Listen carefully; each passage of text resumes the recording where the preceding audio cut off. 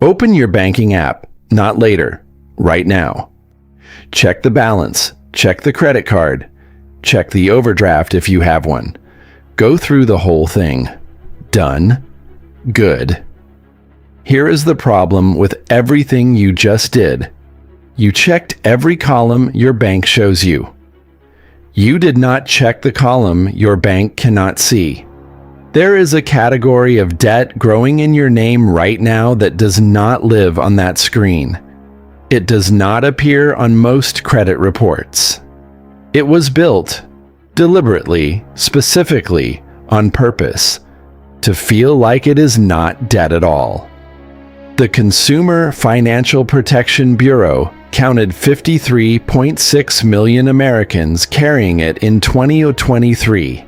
Up 12% from the year before.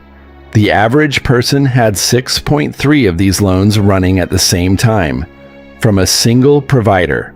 Across multiple providers, nobody has that number.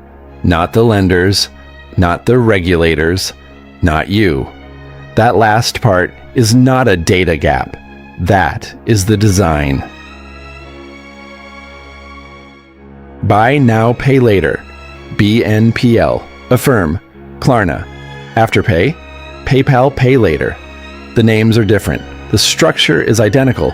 You buy something for $200. $50 leaves your account today. 50 more in 2 weeks. 50 in 4. 50 in 6. Zero interest. No hard credit check. The screen at checkout looks almost identical to your debit card, except it is not your debit card. It is a loan. And if you use 3 different providers this month, which the data says a meaningful number of people do, you do not have 1 loan. You have 3. Use each provider twice, and you have 6. The CFPB's January 2025 report confirmed that in 2021 and 2022, 63% of BNPL borrowers had multiple loans active at the same point in time. 32% had loans running across different firms simultaneously. They have a name for it: loan stacking. Now here is the part that should stop you cold. The reason this debt is invisible is not because someone buried it. It is invisible because the system has no architecture to make it visible. Affirm only started reporting fully to Experian in April 2025. Klarna and Afterpay have reported partially and inconsistently. What that means, and the Federal Reserve Bank of Richmond documented this in a February 2026 economic brief, is that a consumer can open a BNPL line with one provider at 9 a.m., a second with a different provider at 9:15, finance a third purchase before lunch. None of those lenders know about the others. Every single one approved the loan with incomplete information.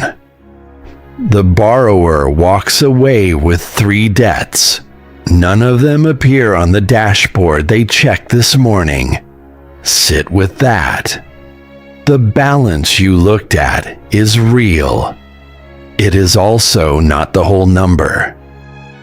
Now here is the part that goes deeper than the mechanics, because the mechanics alone do not explain how you get from 17 million BNPL loans in 2019 to 335.8 million in 2023.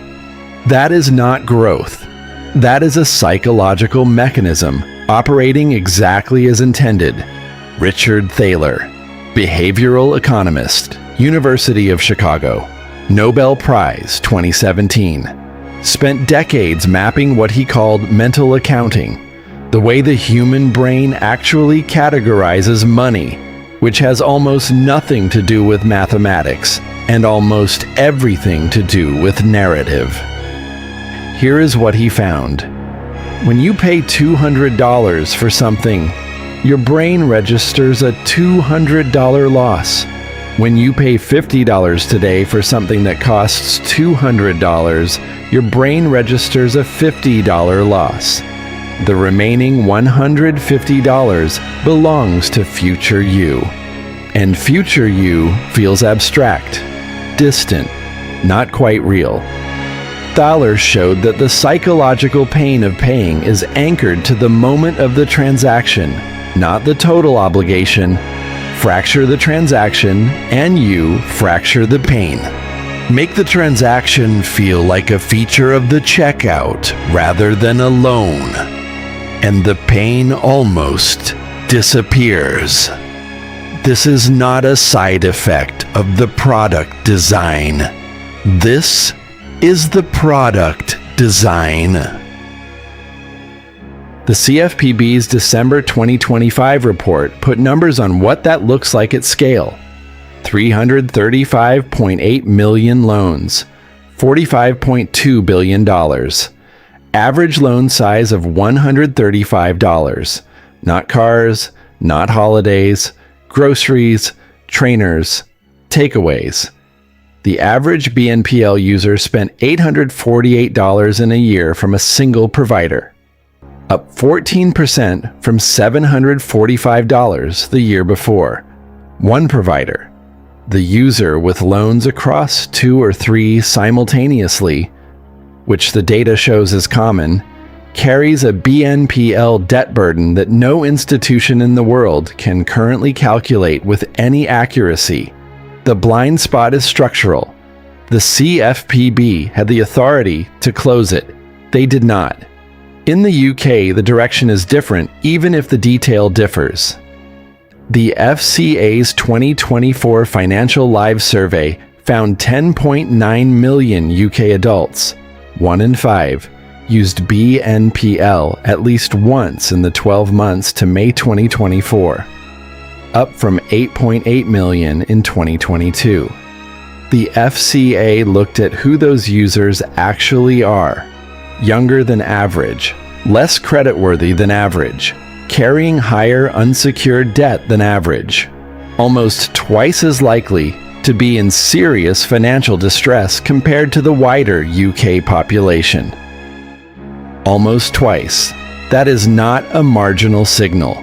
That is a product reaching the people least positioned to absorb invisible debt and doing it frictionlessly at checkout before any affordability check has been done.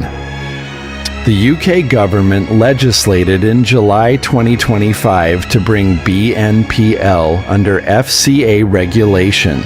Those rules come into force on July 15, 2026.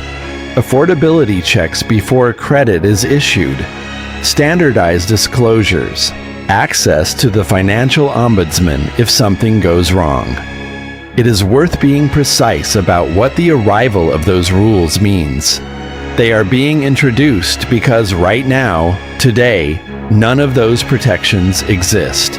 Not in the UK, not in the US, not in Canada. The CFPB had been moving toward closing the US gap. In May 2024, the Bureau issued a rule classifying BNPL providers as credit card companies under the Truth in Lending Act. Billing statements, dispute rights, refund protections if an item never arrives. In May 2025, the Bureau withdrew the rule entirely. As of March 2026, the Congressional Research Service confirmed that whether BNPL should fall under the Truth in Lending Act remains an unresolved question in U.S. consumer finance policy. It has no federal answer. What that means in practice is this: pay with a credit card. Item never arrives. You have legal dispute rights. The payment can be paused while the dispute is investigated. Pay with BNPL. Item never arrives. The lender collects every installment regardless. You have no equivalent federal recourse. The CFPB documented that gap explicitly and then stepped back from closing it. So, what do? The test is not complicated. Before you use BNPL for any purchase, or right now if you have active balances, Add up every outstanding installment across every provider you use. All of them. Write down the total. That number is a debt. Treat it as one. Then ask one question about the thing you are about to buy. Would you put this on a credit card if BNPL did not exist? If the honest answer is no, if the only thing making it feel possible is that $50 today feels smaller than $200, that is Thaler's mechanism doing exactly what the product was built to trigger. The item did not get cheaper. The pain of paying for it was reduced. Those are different things. If you need the purchase and spreading the payment genuinely serves your cash flow, use it, but record it. Monitor it against your other obligations. Do not open a new BNPL balance until the existing one is cleared. The FCA is requiring affordability checks because the data showed that without them, a significant segment of users were stacking BNPL debt onto financial positions that could not absorb it. That check was not being done by the providers. It was not being done by the borrowers. Go back to your banking app. Check the balance. Check the credit card. Now add the column that was missing. Every BNPL installment due in the next 6 weeks across every provider, written as a single number. That is your actual financial position. For 53.6 million Americans, that number grew last year. Most of them had no idea it was there, not because it was hidden, because the product was built to feel like something that does not need to be tracked. It does.